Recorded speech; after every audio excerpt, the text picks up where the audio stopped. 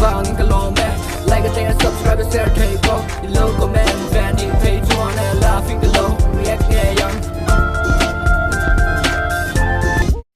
ama chawa anu ina a omlain an light chu ama a in offin in on le thina a camera la chuakin he thil hi ala fu ta ni. Okay, so it's doing it again. That switch down there is on. You see it past my shaking. This one is on, okay? It's mom. See what I mean? It's you can hear it. You mom. Chan omlawin an light ki in on off renga hemitil omzol tu ber chu an switch hi ama in alo che ani.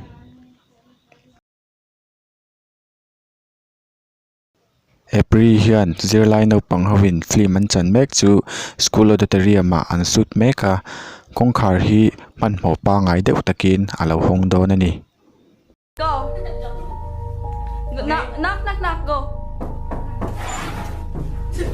Fin, abi ko ate. Fin, nagbukas? A video wa kan muang hian April hian kongkhar alo hon ma che hian mu thai si lawin alo hon sakani. Ama po hian makatile a Twitter te post ko nu chuan an nunga hian tu emo an muta a an soidanin kilaya khian tu ma an amlawani.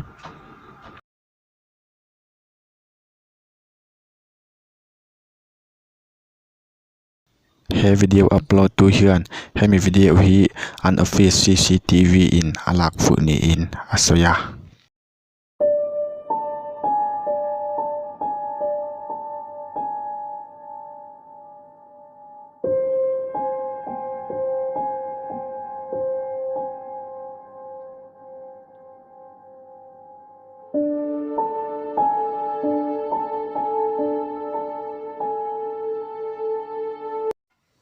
No pang thla ni om tak alo langa he video original hi khamu zo to lo wangin atak nge alem ti chu ikuta kada e.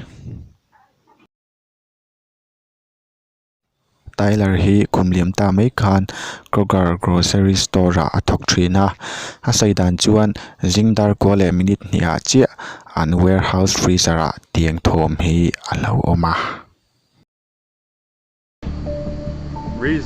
Freezers better not rest.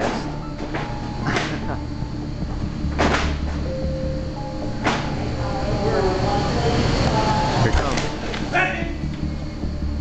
Is there a light? Is there a light in here? And there's nothing in here. There's nothing, nobody, anything. It's just open.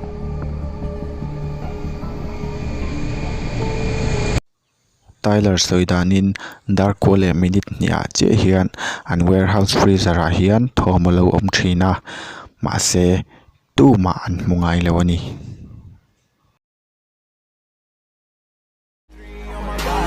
I'm an icon, man. And my girl about a 10. I should fuck her.